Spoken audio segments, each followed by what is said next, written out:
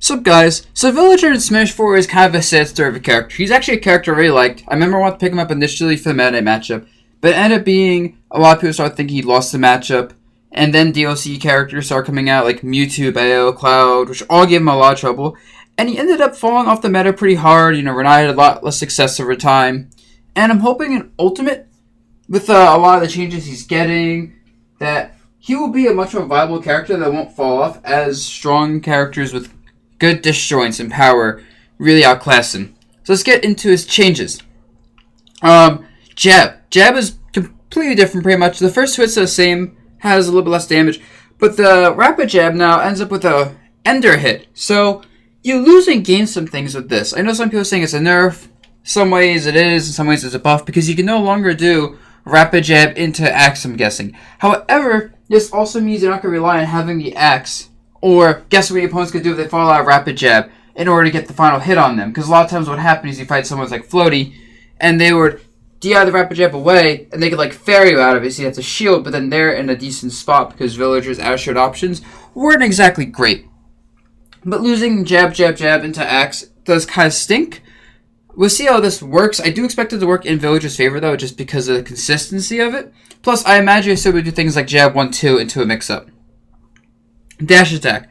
So dash attack comes out 4 frames early at frame 10 now, and the time move ends on frame 45 instead of 55. So those are really big deals. Dash attack was actually a really nice option for setting up edge guards. You could throw it out there and force someone either to take the hit or air dodge past it, especially with game's new, offstage mechanics, air dodge mechanics. Forcing out air dodges or people take hits is going to be really nice. And even on platforms, you could always use a little gimmick on, say, Battlefield, where you dash attack, catch someone off guard, put them in the air, and then chase them pretty hard. So, any buff to a move with decent utility that was a little bit underused, I think is a good buff, especially considering it's 10 frames less FAF and 4 frames less startup.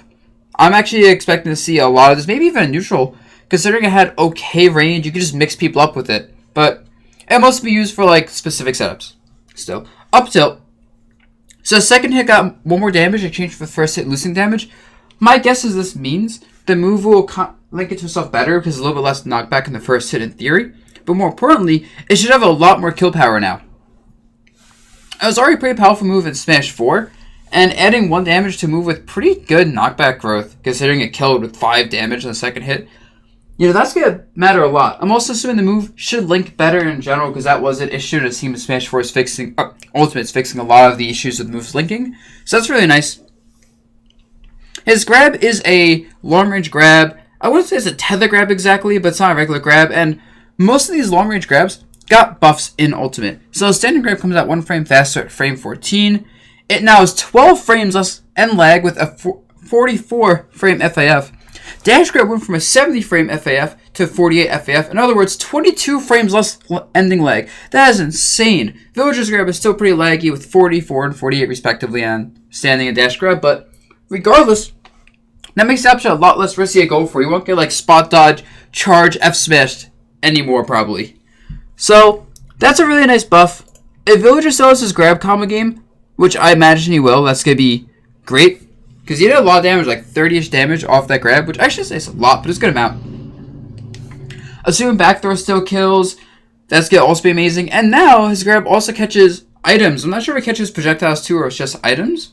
Regardless, it'd be interesting because initially I was thinking, oh, you have pocket, why do you need grab to catch items?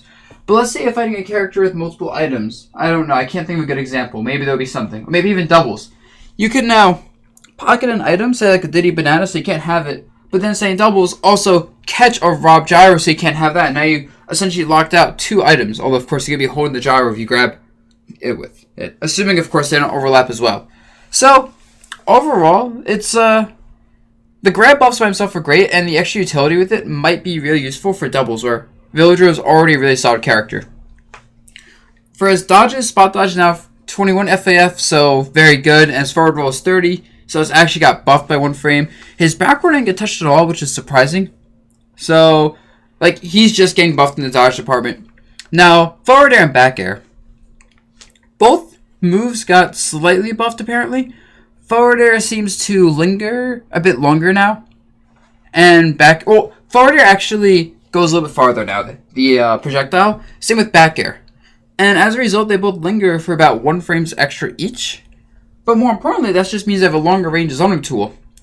And that's a big deal. Like, it's going like halfway across Smashville, I think, which is absolutely insane. That move was already very obnoxious, especially for tall characters that weren't exactly fast, because they can't really cover the ground, and they get pressure easily by a slingshot. So that's great. Even for the shorter characters, Villager could just do slingshots, loads of ground, and hit them. So really, every single aspect of his gameplay is going to get buffed. And what I really imagine is going to happen is this is going to help him a lot versus the swordy characters, the big destroying characters. Because one of the biggest issues was you could swat away his slingshots in the air. So Cloud could just go like, jump in there, slingshot swats away. Bayo, jump in there, swat with slingshot. And then some characters like Mewtwo would just reflect him, and that was a big issue. But for most matchups with the swordies, he kind of had his range contested with transcendent sword aerials. Whereas since he has a projectile, you could just swat it away. Now, assuming you can still swat it away, being able to outrange the sword aerials will matter a lot, because that means swordy characters have to choose whether they want to swat away the aerial or try, like, evading it. But if they swat it away, and villagers outside of range, you probably throws another aerial out, but if they try evading it and they don't do it, they get hit. So I think that's going to be one of the really big buffs for him. Now, down air also got a massive buff. Well, she got a massive nerf and a massive buff. So, the hitbox came out frame 8 as Smash 4. In Ultimate, it comes out frame 14, which is ridiculous, by the way. I won't be surprised if they make that a little bit faster. But yes, that's 6 frames longer startup. However, in exchange, the single, double, and triple turnips will now spike with the sweet spot. In 4, it was only the triple turnips. So this means that you can go off stage, and you can guarantee a spike on a downer. Even if it's not a strong spike with a single turnip, you're most likely killing someone with Villager, because you can just double dip for a spike. You can set up a forward smash. You can do a lot of things.